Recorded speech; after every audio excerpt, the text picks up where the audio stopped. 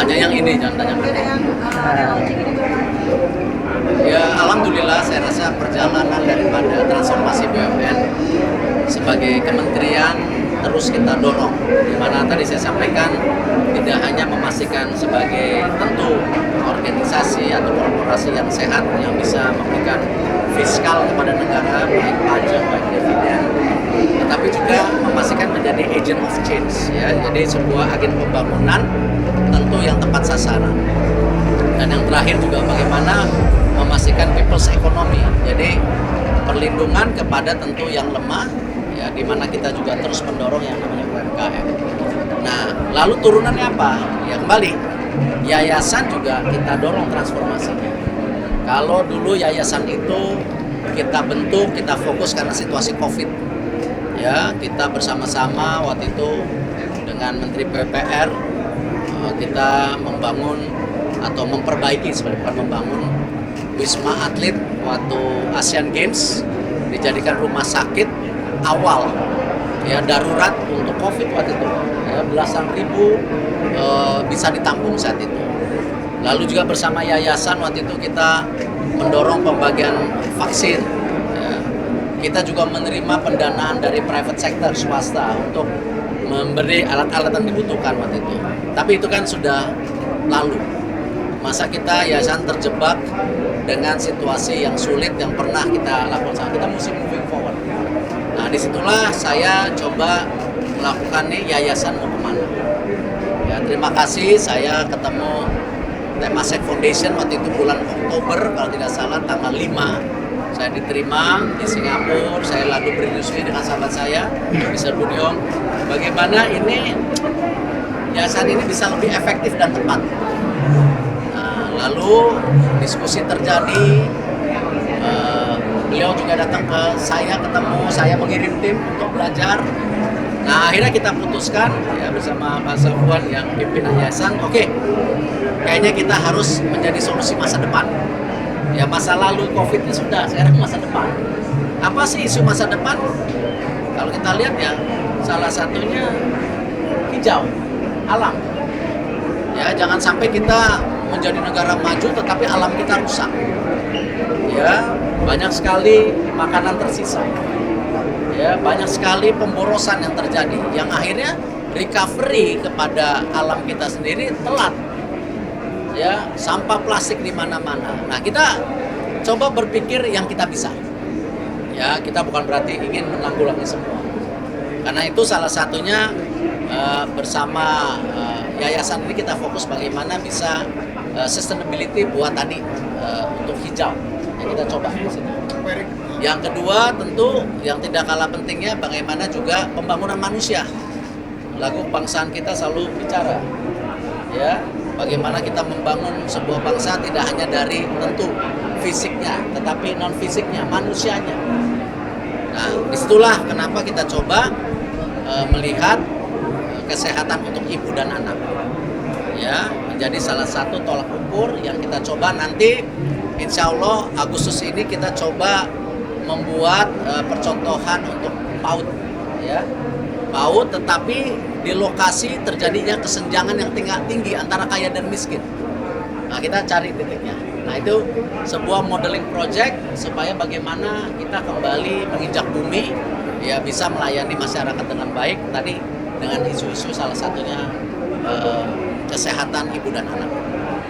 Bisnis modelnya kita diajarin yang namanya mendengar jiwa, ruang tumbuh, ini sebenarnya dari yang kita belajar dari Temasek. Temasek ini sekarang sudah melakukan kerjasama, ya, ini baru saja hadir dari Sumatera Selatan mengenai pemberdayaan mangrove. Lalu juga ada rumput laut, Lombok, rumput laut di Lombok. Nah, jadi kita coba, ya, kalau Temasek peduli, masa kita sebagai bangsa nggak peduli? Ya, ya, oh enggak, ini programnya kan cuma ada programnya. Kalau tentu CSR BUMN kan kita sudah bilang ada 3 waktu itu, pendidikan, hijau, dan juga pendampingan untuk UMKM, itu untuk seluruh BUMN-nya, ya, supaya tepat sasaran. Nah, tapi tentu kembali yayasan bukan bergantung hanya BUMN. Buktinya daripada Temasek Foundation juga mau bekerja sama nanti memberikan grant ya untuk anak-anak muda Indonesia, inovator Indonesia yang bisa konsisten bagaimana memperbaiki ekosistem kita yang sedang rusak, baik di alam maupun di mental health atau kesehatan. Nah ini coba lakukan. Kenapa? Target pendanaannya berapa? Nggak ada, baru lahir. Tapi ya kita salah satunya kita bikin kompetisi. Sekarang kita targetkan 500. Ya, sekarang sudah daftar 30 hari ini. Nanti berupa grant, ya. Grant itu hibah. Ya, jadi kita dorong bahwa ada inkubator yang kita bisa dorong untuk menjadi lebih besar lagi. Ya, anak-anak muda kita melalui startup dan lain-lain. Nanti setiap program itu menurunkan bakal misalkan dari 50% Enggak. Tergantung dari project yang Temasek suka, tergantung daripada partner pihak swasta atau BUMN yang tertarik dengan programnya. Anak muda Indonesia perlu mentoring. Ya, tidak bisa anak muda Indonesia dilepas begitu saja tanpa ada mentoring. Ya, karena tentu ya mereka perlu pendampingan sehingga mereka bisa melakukan sebuah percepatan, tetapi juga melihat wawasan bagaimana yang lebih besar yang bisa mereka juga menjadi tidak justru terjerembab membingungkan, tetapi oh ini directionnya. Belajar dari apa? Dari figur-figur yang pernah jatuh bangun. Ya tidak hanya Prilly, ada juga Messi, ya Dr. Messi, ada juga banyak beberapa yang lain. Ada yang spesifik sampai 400 juta itu gimana Pak? Ya kita kan sudah bilang ada solusi-solusi yang kita dorong untuk semua karya. Saya tidak bilang hanya Waskita, Wika, dan lain-lain, bahwa seluruh pendanaan yang baru baik dari pemerintah ataupun dari perbankan masuk ke proyeknya.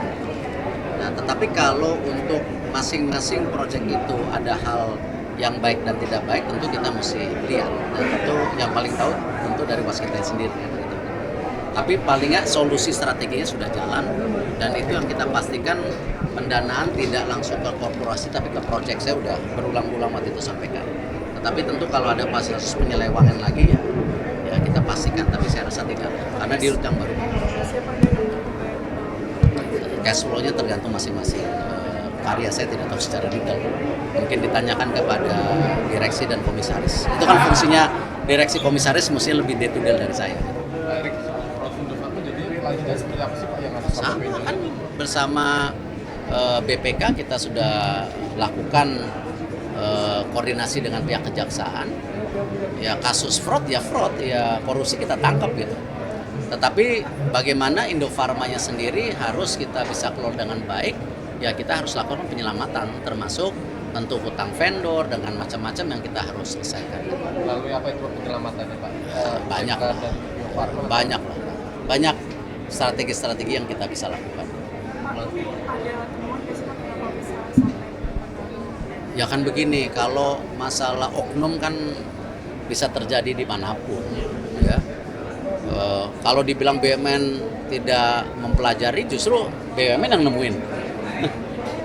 BUMN yang melakukan investasi audit, baru kita laporkan ke BPK juga periksa lagi, ya baru terjadi. Jadi ya kembali yang saya bilang bahwa kalau kita mau baik, tidak hanya kita membangun sistem tapi membangun manusianya. Nah memang ya manusia ini yang sulit ya, kadang-kadang di semua organisasi pasti ada isu mengenai oknum yang bertanggung jawab, tapi kan policy kita konsisten.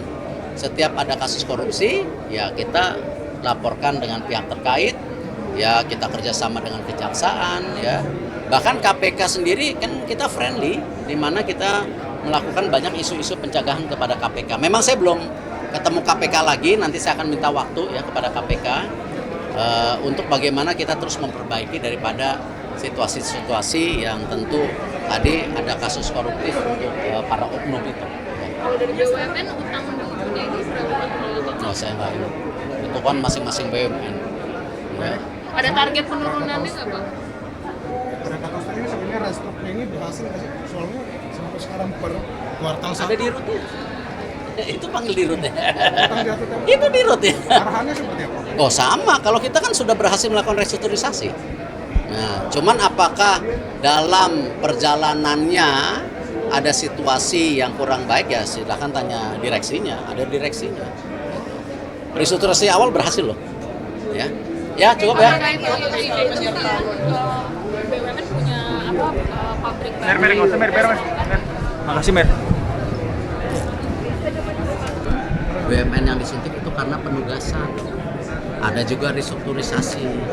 Itu yang kemarin saya dengan Ibu Sri Mulyani juga bersepakat, bagaimana kita juga memetakan mana BUMN yang ada di bawah Ibu Sri Mulyani, mana BUMN yang di bawah saya, kita saling sinergi gitu kan. Karena ada beberapa BUMN memang di bawah Kemenkyu gitu. Nah kadang-kadang begitu bilang BUMN langsung ke Kementerian BUMN. Tetapi itu menjadi bagian bagaimana kita dengan Menteri Keuangan selalu bekerja sama untuk melakukan perbaikan-perbaikan. Oke ya. Ya.